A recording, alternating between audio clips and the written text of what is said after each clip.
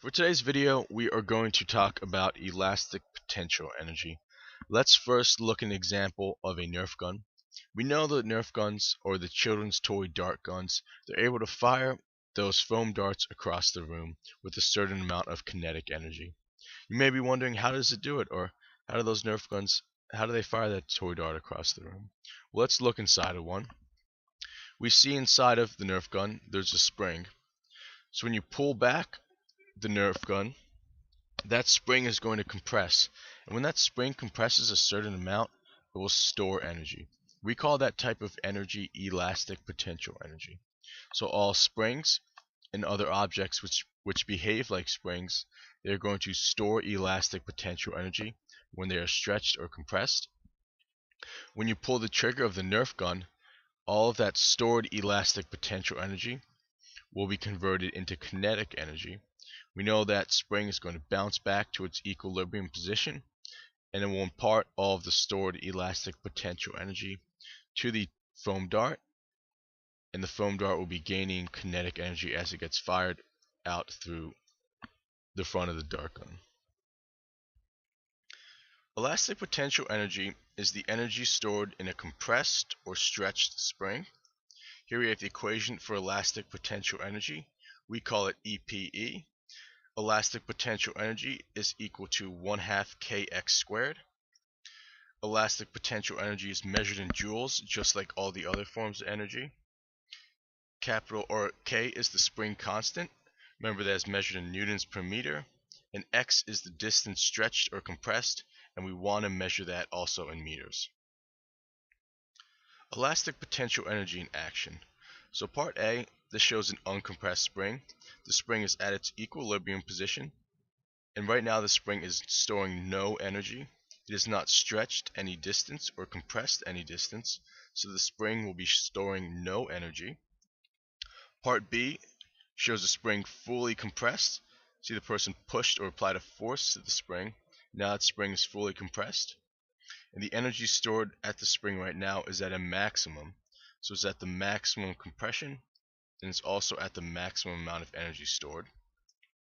So now once that person lets go of the spring, we know that spring is going to fire back to its equilibrium position, and it's going to propel the ball or the object with the outwards velocity.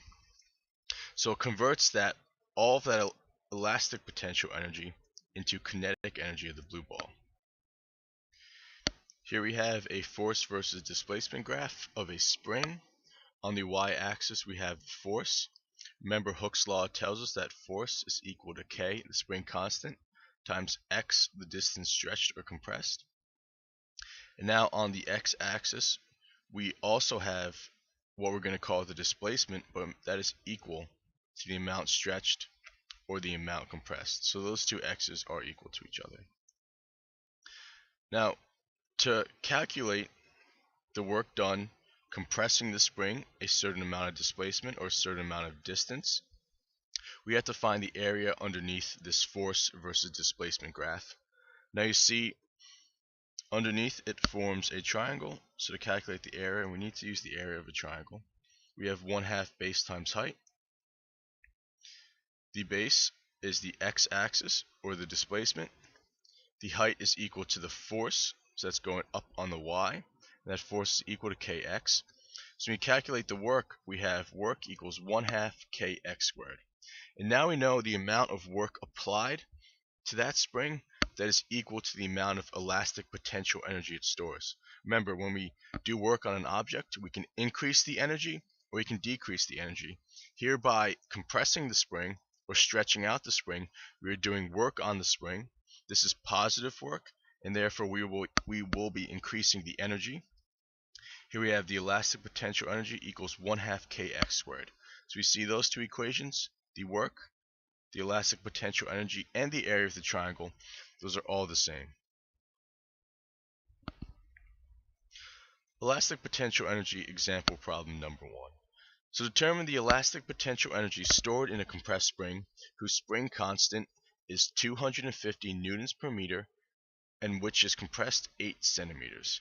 So here we have the equation for elastic potential energy. And now I think on everyone's PowerPoints there is a small typo. There should be a squared over the 0.08 meters. So this is a very common mistake, and it's one actually I made. So make sure we always square the amount compressed or the amount stretched. So we can substitute in the spring constant for K, the amount compressed. We want to convert that into meters. And from there we can solve for the elastic potential energy of 0.8 joules. Here is example problem number 2. How much does a spring with a spring constant of 500 newtons per meter need to be compressed in order to store 1.75 joules of elastic potential energy? I will let you guys try this problem on your own. Now we're going to talk about elastic potential energy in simple harmonic motion. So remember from last unit we learned about simple harmonic motion, and we learned about a spring undergoing simple harmonic motion. When that spring oscillates back and forth, there are going to be two types of energy present. We know there's going to be kinetic energy because that spring will be moving, so it will have a certain velocity. We also know there will be elastic potential energy because when that spring gets compressed or stretched, it will store elastic potential energy. And now as that mass spring system, as it oscillates, that energy is constantly converted from elastic potential to kinetic, and then back from kinetic to elastic potential. So we can say that energy total is equal to the elastic potential energy plus the kinetic energy. And now we can substitute in what we know equals elastic potential energy. We can substitute in 1/2 mv squared for the kinetic energy. Now one important point to make is that energy total, it should stay constant throughout the oscillation. So in an ideal world, that spring mass system will not be losing any energy. So it should keep oscillating at the same amplitude and with the same total energy the whole time. But we know, because we're not in an ideal world, we know there are other external forces such as air resistance or maybe some friction in the system. So we know that those external forces, they will be taking away energy from that mass spring oscillation system. But for now, when we talk about these problems, we're going to assume that there's none of those external forces. We're going to assume that that total energy is always conserved.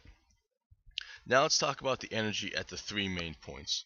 So remember back from the previous chapter, the three main points were first at the equilibrium position, then all the way at the maximum positive amplitude, and then the maximum negative amplitude.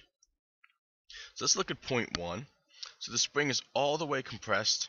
We say it's at its maximum negative amplitude. So remember the force exerted on the spring, or the force exerted by the spring. It is maximum and in the positive direction.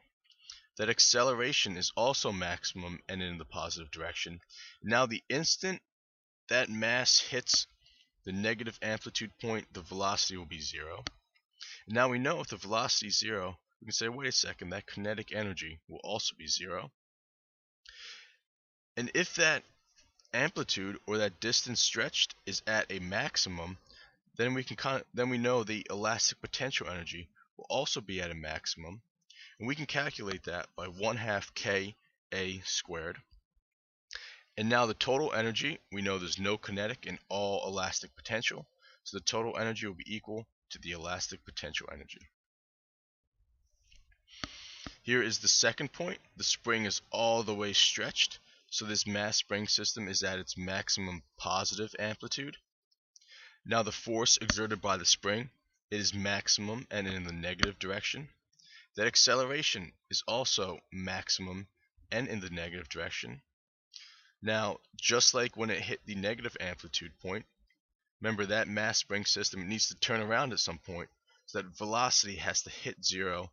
That velocity hits 0 the instant it hits that positive amplitude point. Now, just like before, if the velocity is 0, we also know it will have no kinetic energy.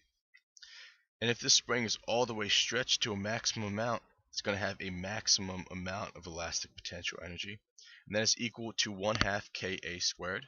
So we see at the points of the positive amplitude and the negative amplitude, the amount of energy stored are equal to each other, and that total energy is all elastic potential energy.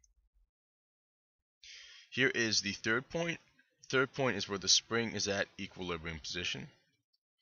Now, we know at equilibrium position, this spring is unstretched, so the force exerted by the spring will be zero. If that force exerted by the spring is zero, then the acceleration will also be zero. The velocity can be maximum and in the positive or the negative direction. Remember, as this mass spring system oscillates back and forth, when it crosses the equilibrium position, that velocity can be negative or it can be positive. So it can be in either direction. And now if the velocity is a maximum, we can say, okay, we know the velocity is a maximum, so the kinetic energy will also be a maximum. And that kinetic energy will be equal to 1/2 mv squared. Because the spring is not stretched or compressed at that equilibrium position, the elastic potential energy stored will be zero. So the total energy will be all kinetic energy. So you may be wondering now, what happens to the energy in between those 3 points we talked about? Here we have an energy versus position graph. So this is just like the graph we made during the energy lab where we had the carts moving down the incline. So here we see the total energy is in the black line. We remember that total energy should be constant, so the total energy can be represented by a horizontal line. And now we're looking at the blue line, which is the kinetic energy. That kinetic energy, we remember at the 2 amplitude points, it will be zero. And also at the equilibrium position, that kinetic energy will be a maximum and equal to the total energy. So we see as that spring goes back from the amplitude, from the maximum negative amplitude, it starts to pick up speed. So as it's picking up speed, it's gaining kinetic energy and losing that elastic potential energy until it hits the equilibrium position and has a maximum amount of velocity or maximum kinetic energy. Then as that spring starts getting stretched, we know that that kinetic energy is going to be decreasing because the spring is losing velocity, and eventually it stops at the end and has to turn around, so the velocity will hit zero and kinetic energy will hit zero. And here in the red line we have the potential energy of the spring. Now we know at the 2 amplitude points the spring is compressed or stretched the maximum amount, so it will store the maximum amount of potential energy. And at the equilibrium position we know the spring is unstretched, so it will store no energy. And now as that spring starts getting closer and closer to the equilibrium position, the amount it's stretched, or that x value, gets lower and lower, closer and closer to zero. So we know that potential energy will decrease. Then once it passes that equilibrium position, that potential energy will start to increase and increase as it approaches the next amplitude endpoint. So problem solving with simple harmonic motion and energy. So now we can solve for some previously unknown values. We can solve for values such as the maximum velocity and the total energy of the system. So we need to build off a little bit about what we learned last unit with springs moving in simple harmonic motion. So we have the total energy, the mass on the spring, the velocity, k is the spring constant, x is the distance stretched. Let's take a look at an example problem. We're looking for the total energy of a mass spring system when the mass on it is 2 kilograms, spring constant is 200 newtons per meter, the maximum velocity is 30 meters per second, and the amplitude of the oscillation is 3.0 meters. So to calculate the total energy, we can do it 2 different ways by what they give us in the problem. We can calculate the maximum elastic potential energy or the maximum kinetic energy. So they give us the amplitude as 3.0 meters and the spring constant 200 newtons per meter. So we know we can calculate the maximum elastic potential energy because that will be the amount of energy the spring stores at either one of the amplitude points. So you can plug in a value for k and x and we get 900 joules. Now we can also use the maximum velocity. Now it's very important they include that word maximum. Now you know that is the velocity at the equilibrium position. So if it's the maximum velocity, it will also be the maximum kinetic energy. So that total energy is equal to 1/2 mv squared. They give us the mass, which is 2 kilograms. They also give us the velocity. Now we can substitute in, and we see we get the total energy is 900 joules. So now we look at both of this. we should first see that both of our answers give us the same amount of energy, which is good. And now we realize that we can calculate that total energy two different ways: through the amount stretched, or through the maximum amount stretched or compressed, and through the maximum velocity. Here's a quick summary of what we learned so far in the slide. When a spring is compressed or stretched, it will gain elastic potential energy. We can calculate that elastic potential energy by 1/2 kx squared. And when that spring is oscillating, it's going to have a combination of elastic potential and kinetic energy. The total energy will be constant, and that total energy will be converted between elastic potential and kinetic energy. So at all times, the total energy will be a combination of all elastic, some kinetic, or all kinetic energy.